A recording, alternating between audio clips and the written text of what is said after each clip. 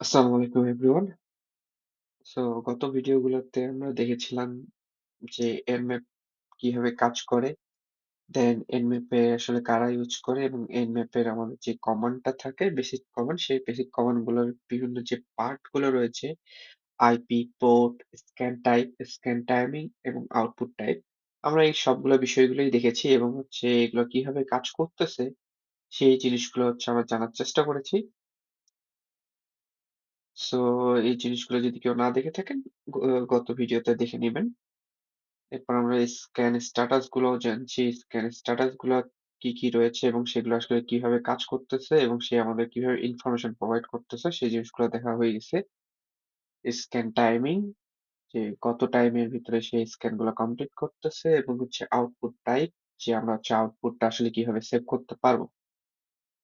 তো আজকের ভিডিওতে আমরা দেখব যে আমাদের যে সার্ভিস ভার্সন গুলো রয়েছে, আমাদের যে ওপেন পোর্ট গুলো রয়েছে, সেই ওপেন পোর্ট গুলোতে যে সার্ভিস গুলো এবং সেই সার্ভিস গুলোর আন্ডারে যে ভার্সন গুলো, সার্ভিস গুলো যে ভার্সনে চলে, সেই জিনিসগুলো আসলে কিভাবে এনালাইসিস করা যায় বা কিভাবে এমনি বুঝে যে সেটা এসএসএইচ কানেকশনের ভিতরে আ যে সার্ভিসটা চলতেছে, সেই সার্ভিস এবং সেই সার্ভিসের ভার্সনটা আসলে যে সে আমাকে প্রোভাইড করতেছে সেটা আসলে কিভাবে কাজ করে, এই জিনিসটা আজকে আমরা দেখব।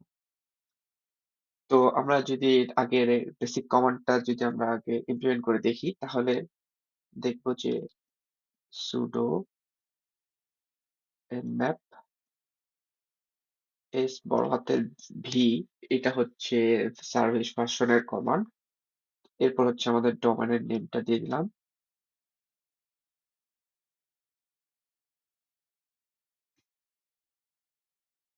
তো এখন সে স্ক্যানটা পারফর্ম করবে। পারফর্ম করে সে আমাদেরকে জানাবে যে ওপেন পোর্ট গুলো রয়েছে, সেই ওপেন পোর্ট গুলোতে কি, কি সার্ভিস চলতেছে এবং সেই সার্ভিস গুলা ভার্সন। যেমন সে ২২ নম্বরে ওপেন পোর্ট পেয়েছে, সেটার SSH সার্ভিসটা চলতেছে এবং এর ভার্সন সে আমাকে দিয়ে দিয়েছে।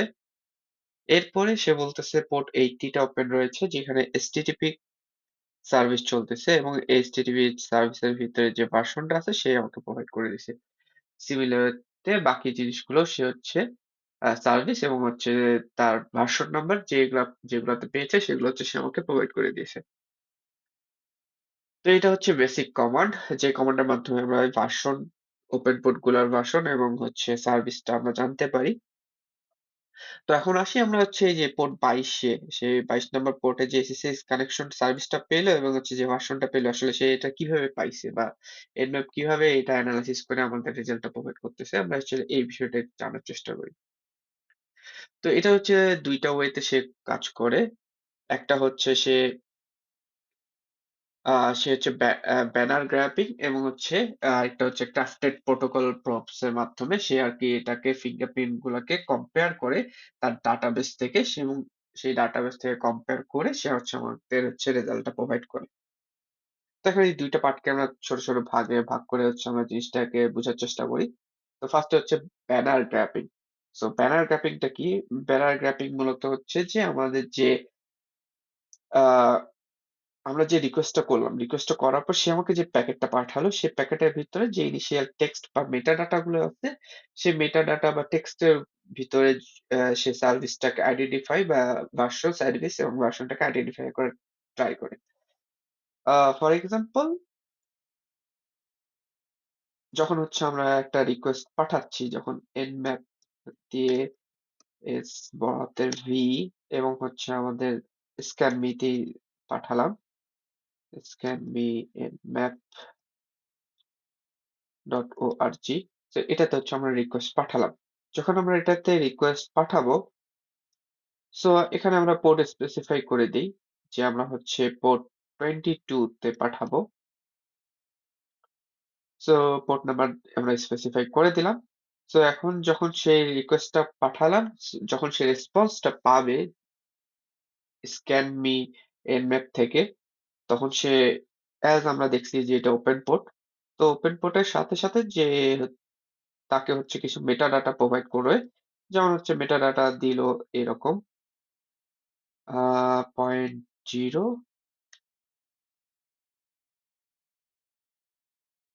Open SSL, open SSH 8.9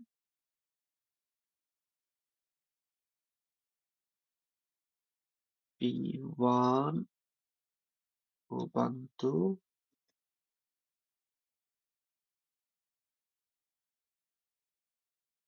Ubuntu 0.3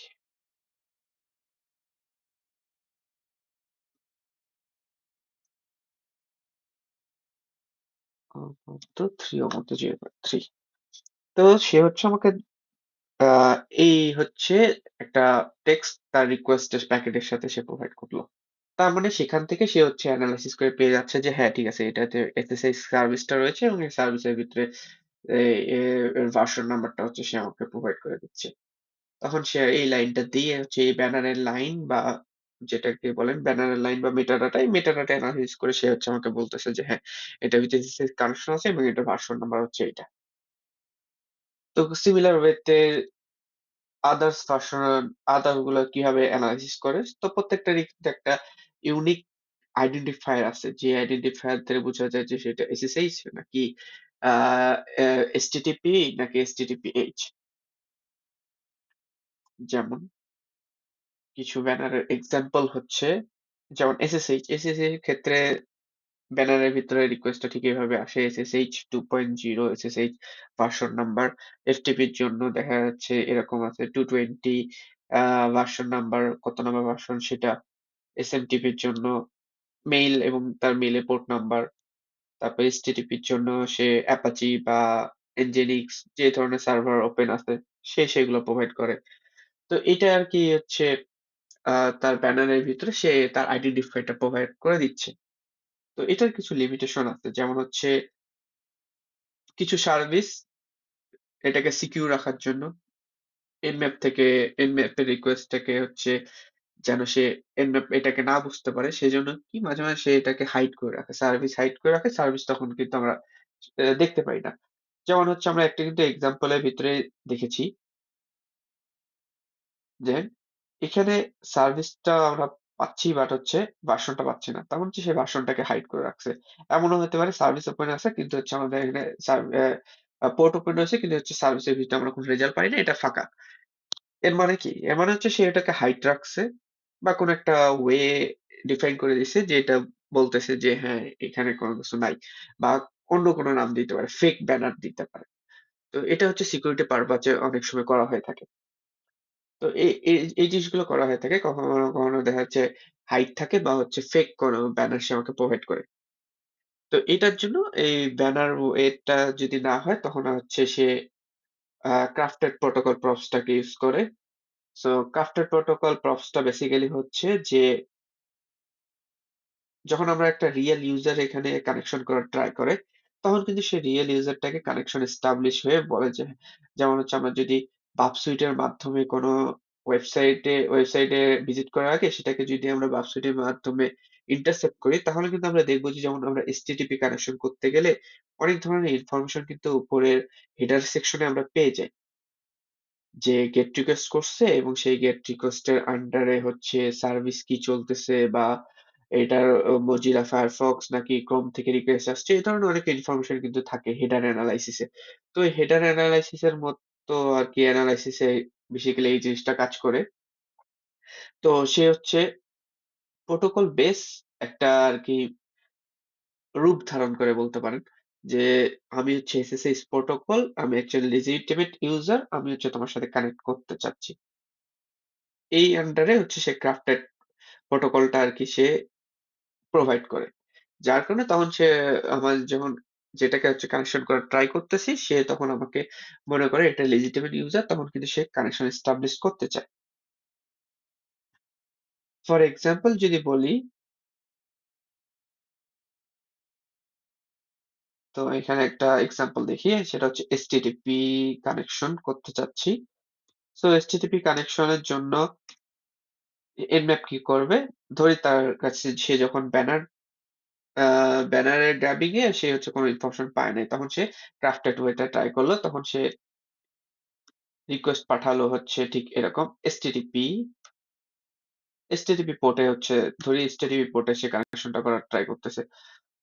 so আমরা যেরকম গেট রিকোয়েস্ট পাঠাই, তো হচ্ছে গেট রিকোয়েস্ট পাঠাইলো, গেট রিকোয়েস্ট এসটিটিপি পাঠালো, এরপরে হচ্ছে একটা ভার্সন নাম্বার দিয়ে দিলাম 0.8 0.1, দেন হচ্ছে tab next line, tab next line. তো সে হচ্ছে ঠিক এই ধরনের একটা রিকোয়েস্ট আর কি পাঠালো। এক্সট্রা এক্সট্রা প্যাকেটের ভিতর সে হচ্ছে এই রিকোয়েস্টটা পাঠালো। যখন সে এই রিকোয়েস্টটা পাঠালো, তখন Nmap বুঝলো যে এ হয়তো Nmap না, সে হচ্ছে কোনো একটা legitimate user, সে হচ্ছে আমার সাথে কানেক্ট হতে চায়। তখন সে দেখা গেল সে রিকোয়েস্ট আমাকে রেসপন্স পাঠাবে 101 বা 1.0, যে না তার যে নাম্বার হবে 200, মানে হচ্ছে ওকে এস্টাবলিশ ডান, ওকে। এবং সাথে হচ্ছে সে বাকি আরো হেডার ইনফরমেশন পাঠাতে পারে, সার্ভিস, তারপরে হচ্ছে আরো যে জিনিসগুলো হেডারে ইনফরমেশন থাকে সেই ইনফরমেশন গুলো পাঠালো। সো হেডার সার্ভিসের ভিতরে সে বলতে পারে যে nginx চলতেছে বা অ্যাপাচি চলতেছে, এই ধরনের ইনফরমেশন কিন্তু সে আমাকে পাঠাতে পারে। তখন এই ইনফরমেশনটাকে বেস করে আমার যে nmap আছে, সে nmap হচ্ছে আমাকে রেজাল্টটা প্রোভাইড করে।